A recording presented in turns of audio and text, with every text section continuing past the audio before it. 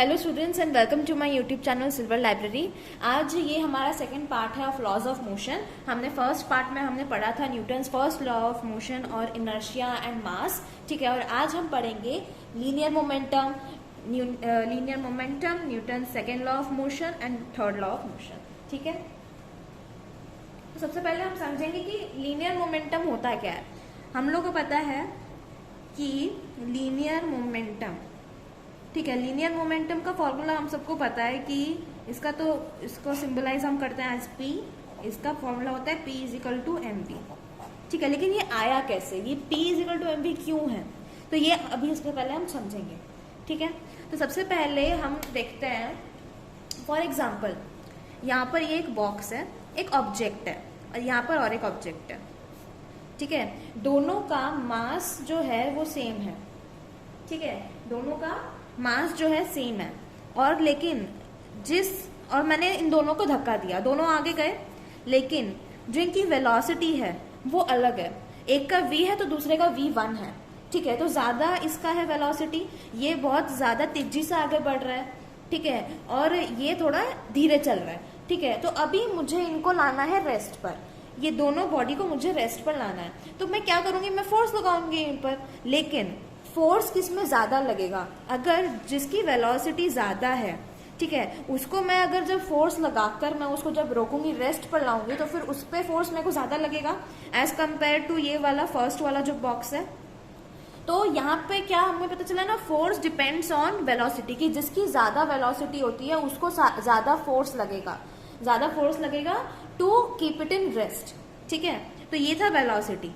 अब इससे हमें पता चला कि velocity, force depends on the velocity, ठीक है। फिर उसके बाद और एक हम एग्जांपल लेंगे, ये और एक ऑब्जेक्ट है, ठीक है।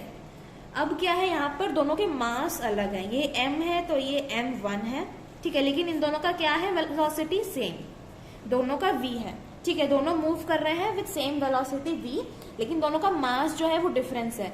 इसका m है तो फिर इसका m1 है, ठीक है। ये हैवियर है, ये बॉक्स जो है ये इससे हैवियर है। तो अभी मुझे इसको लाना है रेस्ट पर दोनों को। तो अब मेरे को फोर्स किस पे ज्यादा लगेगा, जो भारी ऑब्जेक्ट है उस पर मेरे को फोर्स ज्यादा लगेगा उसे रेस्ट पर लाने के लिए। तो फिर m1 जो है उस पर मेरे को फोर्स ज्यादा लगेगा उसको रेस्ट पर लाने के लिए। तो इससे हमें क्या पता चला, फोर्स डिपेंड्स ऑन मास, ठीक है।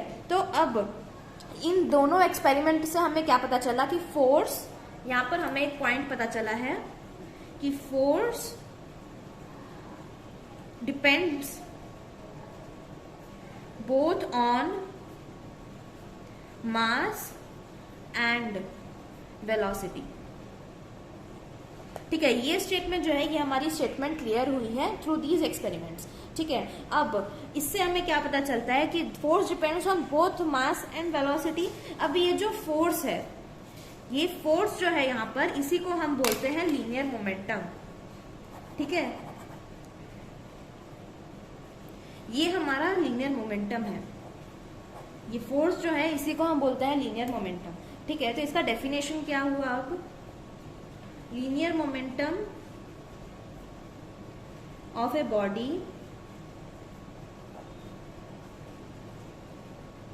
Is the product of its mass and velocity,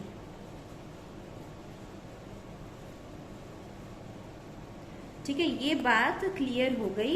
ये जो फोर्स हमें लग रहा है यहाँ पर इन दोनों में, उसी को हम बोलते हैं linear momentum. That's why P is equal to m v, ठीक है। ये इसका है डेफिनेशन और ये इसका है formula P is equal to m v, ठीक है। ये था हमारा लीनियर मोमेंटम। अब हम इसमें पढ़ेंगे कि rate of change of momentum क्या होता है। हाँ, तो अब हम पढ़ेंगे rate of change of momentum. सबसे पहले हमें क्या देखना है कि जब हम एक मूविंग बॉडी है, एक बॉडी मोशन में है, हमने उसे फोर्स लगाया, ठीक है। जब हम उस पर फोर्स लगाते हैं तो उसका वेलोसिटी तो चेंज होगा। तो इससे ये पता चल रहा है कि अगर चेंज इन वेलोसिटी होगा एक बॉडी में तो उसका मोमेंटम भी चेंज होगा, क्योंकि P is equal to m v. अगर वो V जो है उसमें अगर चेंज आ रहा है, वो चेंज इन वेलोसिटी बन रहा है, तो दैट मीन्स कि चेंज इन मोमेंटम हो रहा है वहां पर, ठीक है। तो यहाँ पर हम वही करेंगे। फॉर एग्जाम्पल ले लेते हैं हम कि हमने एक बॉडी पे फोर्स लगाया है, ठीक है। वो फोर्स है, force is equal to F, ठीक है, उसका मास क्या है m, let force is equal to F, mass is equal to m, और टाइम है t। क्योंकि यहाँ पर हम बात कर रहे हैं रेट की, तो हम इसलिए टाइम को कंसीडर करते हैं। फिर उसके बाद वेलोसिटी में जो चेंज आ रहा है, चेंज इन वेलोसिटी जो आ रहा है, वो हमें इनिशियल से फाइनल आ रहा है, तो हम इसलिए लेंगे इनिशियल u और फाइनल लेंगे हम v। ठीक है, u से v आ रहा है। अब हम देखेंगे इनिशियल मोमेंटम हमारा क्या है। Initial momentum of the body है हमारा mu, ठीक है, और फाइनल है हमारा mv। ठीक है, अब हमें निकालना है कि चेंज इन मोमेंटम क्या है। चेंज इन मोमेंटम क्या होता है ना, final minus initial. Change in momentum mv minus mu, तो ये हमारा हो गया mv माइनस u ब्रैकेट में। ठीक है, ये है हमारा चेंज इन मोमेंटम। ठीक है, फिर उसके बाद अब हम करेंगे rate of change of momentum. Rate of change of momentum मतलब कि टाइम आएगा उसमें। तो फिर ये क्या, उसका फॉर्मूला होता है rate of change of momentum का, कि change of momentum by time. तो यहाँ पर हम लोग का क्या है, mv minus u by t। ठीक है, तो यहाँ पर हमारा ये आ गया है rate of change of momentum. लेकिन हमें पता है कि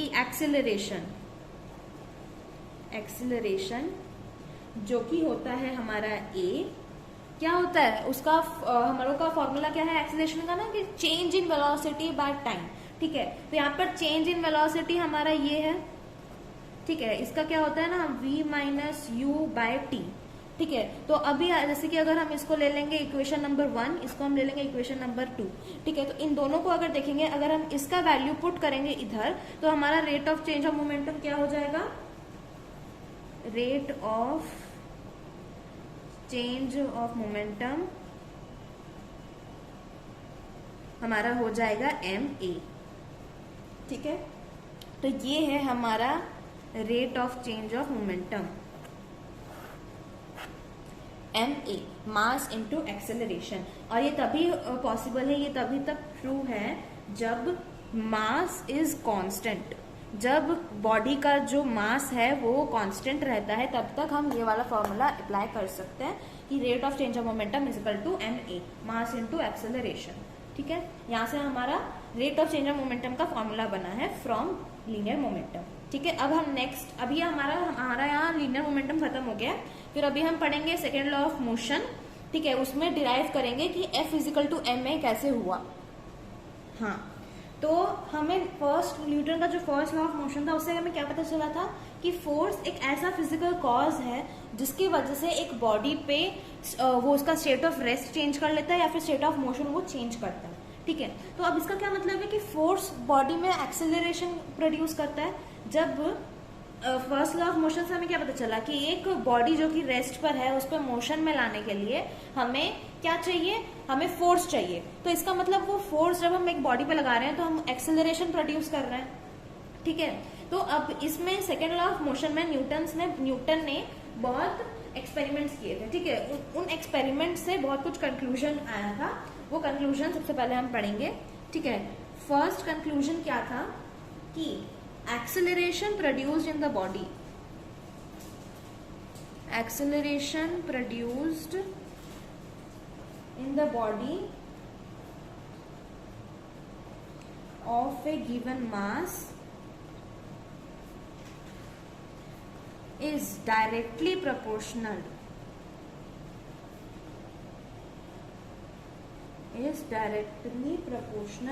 to the force applied on it। ठीक है, ये था पहला conclusion of Newton second law. ठीक है, तो अब इससे हमें क्या पता चल रहा है कि एक्सेलरेशन जो है यहाँ पर, ये है एक्सेलरेशन जो है directly proportional to the force. ठीक है, एक बॉडी पे जो एक्सेलरेशन प्रोड्यूस किया जा रहा है वो डायरेक्टली प्रोपोर्शनल फोर्स है, ऑफ कोर्स, क्योंकि जितना हम फोर्स लगाएंगे उतना एक्सेलरेशन प्रोड्यूस होगा उस बॉडी में। तो यहाँ पर क्या कंक्लूजन है कि A is directly proportional to F। ठीक है, if mass remains constant, यहाँ पर हमने लिखना है कि if mass remains constant F is directly proportional to acceleration। ठीक है, और इसका ग्राफ भी है। ठीक है, ये डायरेक्टली प्रोपोर्शनल है, मतलब कि इसका ग्राफ ऐसा होगा। स्ट्रेट लाइन, ठीक है। ये है मास कांस्टेंट, यहाँ पे हमारा है F और यहाँ पर है हमारा A, ठीक है। ये इसका ग्राफ है। ये था हमारा फर्स्ट कंक्लूजन। फिर उसके बाद सेकंड कंक्लूजन क्या बोलता है कि मैं ये समझाती हूँ आपको कि ये हुआ कैसे। ये एक छोटा सा एग्जांपल है कि जैसे कि हम एक बॉडी पर, ठीक है, हम जैसे कि एक एक्सेलरेशन, मतलब कि हम उस पर फोर्स लगा रहे हैं, ठीक है, और हमने और एक बॉडी पर हमने और फोर्स लगाया है, ठीक है, और दोनों का फोर्स जो है एक F1 है और एक F2 है, ठीक है। तो ऑफकोर्स ये जो मैग्नीट्यूड ऑफ फोर्स है ये चेंज है। तो ये चेंज कैसे हुआ ना, उसका एक्सेलरेशन के वजह से, क्योंकि F1 ने जब फोर्स लगाया बॉडी पर तो वो A एक्सेलरेशन उसने किया, ठीक है, लेकिन जब F2 फोर्स लगा दूसरे बॉडी पर तो उसने A1 एक्सेलरेशन किया। तो ऑफकोर्स जैसे जैसे फोर्स बढ़ता गया एक्सेलरेशन भी बढ़ेगा। फोर्स अगर कम लग रहा है तो एक्सेलरेशन भी कम लगेगा। तो इसका मतलब क्या है कि acceleration is directly proportional to force, ठीक है। तो ये हमारा था first statement.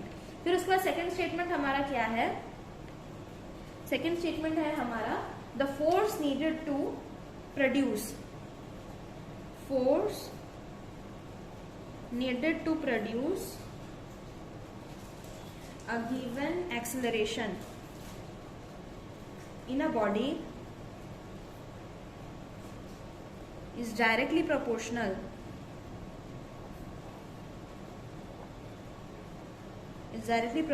to the mass of the body। इससे क्या पता चल रहा है कि फोर्स जो है हमारा जो फोर्स बॉडी पर लग रहा है वो डायरेक्टली प्रोपोर्शनल है उसके मास से, ठीक है। तो हम क्या यहाँ पर लिख सकते हैं कि F is directly proportional to M, जो कि है हमारा मास, ठीक है। अब ये भी डायरेक्टली प्रोपोर्शनल है, तो यहाँ पर हम लोग का इसका ग्राफ ऐसे होगा, स्ट्रेट लाइन, ठीक है। यहाँ पर क्या होगा, एक्सेलरेशन कांस्टेंट होगा, एक्सेलरेशन कांस्टेंट होगा, और यहाँ पर हमारा है M और यहाँ पर है हमारा F, ठीक है।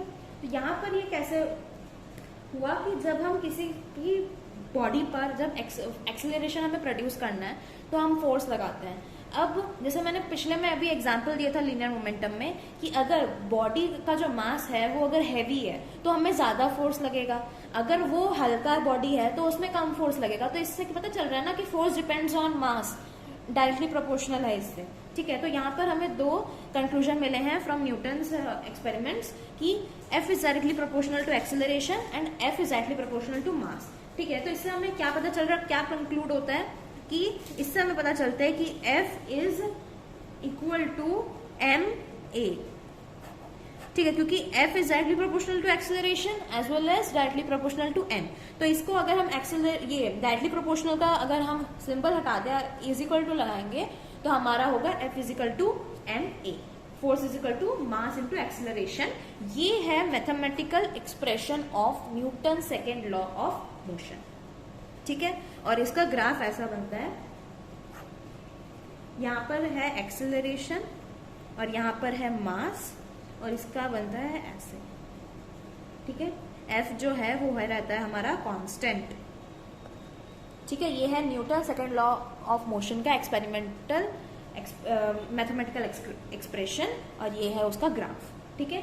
और कुछ यूनिट्स भी हैं, जैसे कि हमें पता है कि फोर्स का यूनिट न्यूटन होता है, मास का होता है kg, और एक्सेलरेशन का होता है मीटर पर सेकेंड, ठीक है। तो इसका जो हम लोग का SI यूनिट है वो है हमारा फोर्स का न्यूटन, ठीक है। तो इसका हम लिख सकते हैं कि 1 newton is equal to 1 kg into 1 metre per second, ठीक है। हम ऐसे ही लिख सकते हैं फॉर इट्स यूनिट्स, ठीक है। ये था न्यूटन जो कि है फोर्स का यूनिट।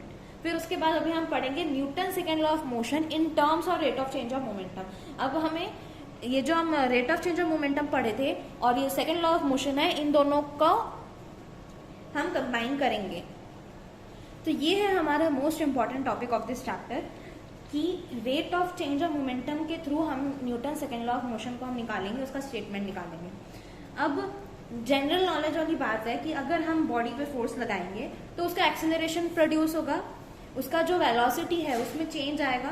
तो अगर वेलोसिटी में चेंज आएगा मतलब किस में चेंज आएगा, ऑफ कोर्स ही बात है कि इस पे किस पे चेंज आएगा ना, उसका मोमेंटम में, because P is equal to mv। अगर वेलोसिटी चेंज हुआ तो मोमेंटम भी चेंज होगा, ठीक है। तो इसी के थ्रू अगर हम लिखेंगे यहाँ पर, ठीक है, कि according to second law of motion, according to Newton second law of motion, ठीक है, कि हमें पता है कि force is equal to rate of change of momentum, ठीक है। ये हमें पता है कि फोर्स जो है वो ही हमारा rate of change of momentum है, ठीक है, ये हमें पता है। या फिर इसको हम ऐसे भी लिख सकते हैं कि F is equal to delta p by delta t, ठीक है। ये P हमारा हमें पता है कि हमारा चेंज इन मोमेंटम है, डेल्टा मतलब चेंज, ठीक है, ये change in momentum and change in time. यहाँ पर रेट ऑफ चेंज है, मतलब कि टाइम आएगा यहाँ पर। तो P क्या है, अगर हम इसको खोलेंगे तो ये हो जाएगा mv, और ये हो जाएगा हमारा m delta v by delta t, ठीक है। तो ये कब होता है ना, जब हमारा मास जो है, ठीक है, मास जो है वो हमारा कांस्टेंट होता है। तो यहाँ पर जो ये v बाय टी है, अब मैंने जैसे पहले मैं बोला था कि एक्सेलरेशन का फॉर्मूला क्या होता है ना, change in velocity by change in time, ठीक है। तो यहाँ पर हमारा change in velocity and change in time ये रहा हमारा, ठीक है। अगर हम एक्सेलरेशन को यहाँ पे लगाएंगे तो ये हमारा हो जाएगा ma। तो हमारा जनरल फॉर्मूला निकल गया ना न्यूटन सेकेंड लॉ का, from rate of change of momentum, ठीक है, जो कि हमारा F is equal to ma, ठीक है। हम इसको ज्यादातर ये जो second law of motion and change in momentum है, इसमें यही हम लोग को एक तो ये याद करना होता है, ये ध्यान में रखना होता है, और एक ये वाला तो है ही है, ठीक है। तो इससे क्या हमें पता चला ना कि हमने जो Newton second law of motion का जो मैथमेटिकल एक्सप्रेशन था वो हमने कैसे निकाला, through in terms of rate of change of momentum से हमने निकाल दिया, ठीक है। तो इसलिए क्या इसका स्टेटमेंट होता है, इसका जो प्रॉपर स्टेटमेंट क्या है कि according to Newton second law of motion, the rate of change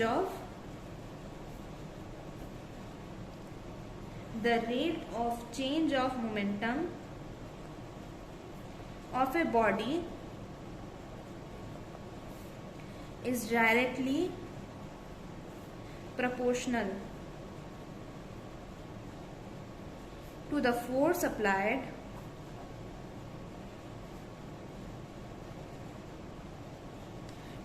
applied on it, and the change in momentum takes place in the direction in which force is applied। ये हमारा है proper statement of Newton second law of motion, ठीक है। ये हमारा Newton second law of motion का statement कहाँ से निकला, through rate of change of momentum, और यहीं पर हमारा Newton second law of motion खत्म हो जाता है। Newton second law of motion में ज़्यादातर इंपॉर्टेंट हमारा लीनियर मोमेंटम ही है, ठीक है, और इसमें फॉर्मूला है 2-3, और उसमें बहुत ग्राफ भी है, इसमें ग्राफ का भी क्वेश्चन आता है, न्यूमेरिकल्स भी आते हैं इसमें से, और थियोरेटिकल क्वेश्चंस भी आते हैं, ठीक है। यहाँ पर हम लोग का खत्म हुआ Newton second law of motion. अब नेक्स्ट हम जाएंगे Newton's third law of motion पे।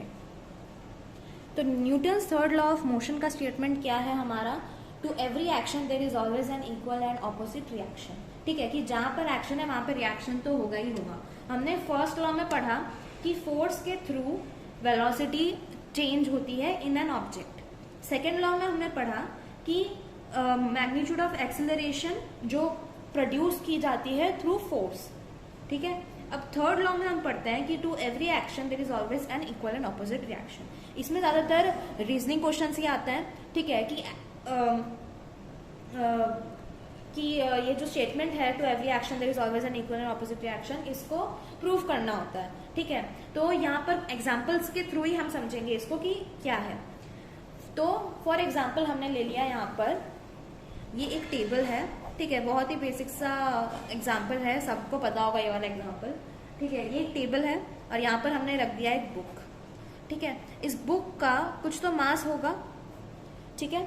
इस बुक का जो मास होगा, ये जैसे रखी है यहाँ पर, तो इसका जो फोर्स लग रहा है बुक का ऑन द टेबल, तो किस तरफ लग रहा हो ना, इन द डाउनवर्ड डायरेक्शन, ठीक है।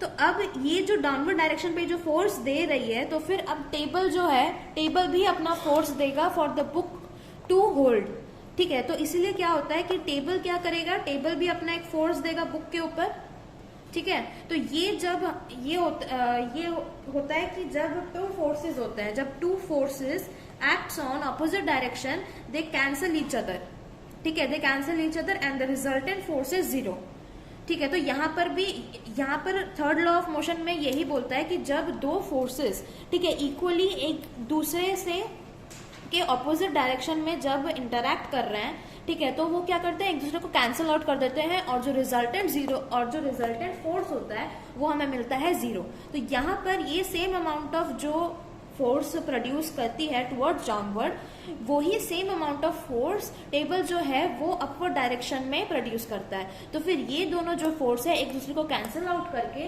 रिजल्टेंट फोर्स हमारा बन जाता है जीरो, एंड ये जो है ये हमारा है action and this is the reaction, ठीक है। ये था हमारा फर्स्ट एग्जाम्पल, ठीक है। अब हम लेंगे दूसरा एग्जाम्पल। दूसरा एग्जाम्पल हम क्या लेंगे, फॉर एग्जाम्पल कि हम जैसे कि एक वॉल है, ठीक है, ये है एक वॉल, हमने इसके ऊपर धक्का लगाया, ठीक है, हम इसके ऊपर धक्का लगाए जा रहे हैं। जब हम हाथ से प्रेशर लगा के जब उस पर धक्का मारते हैं, तो अब ये तो पता ही है कि वॉल जो है, दीवार जो है वो आगे तो जाएगी नहीं, ठीक है। वॉल क्या है, हम जब प्रेशर लगाते हैं तो हमें अपने हाथ के तरफ भी एक फोर्स प्रोड्यूस होता है, ठीक है, हमें एक फोर्स फील होता है जो कि वॉल हमें देता है। तो वो क्या है हमारा, ये है हमारा एक्शन, ये हमारा है एक्शन और ये है हमारा रिएक्शन, ठीक है। ये जो हमारा पाम है, हमारा जो पाम है वो हम जो फोर्स लगा रहे हैं वो हमारा है एक्शन, और जो वॉल जो है जो कि मूव नहीं हो रही है, वो जो फोर्स हमारे पाम के थ्रू हमें जो देती है वो है हमारा रिएक्शन, ठीक है। ये था दूसरा एग्जाम्पल। और एक एग्जाम्पल है हमारे पास कि firing a bullet from a gun, कि जैसे कि अगर हम एक गन है, ठीक है, एक गन के थ्रू हमने जब एक बुलेट फायर की है, ठीक है, ये एक गन है, ठीक है, हमने जब इसमें से एक बुलेट फायर की है, तो बुलेट जब निकलती है तो यहां पर ये इसका है,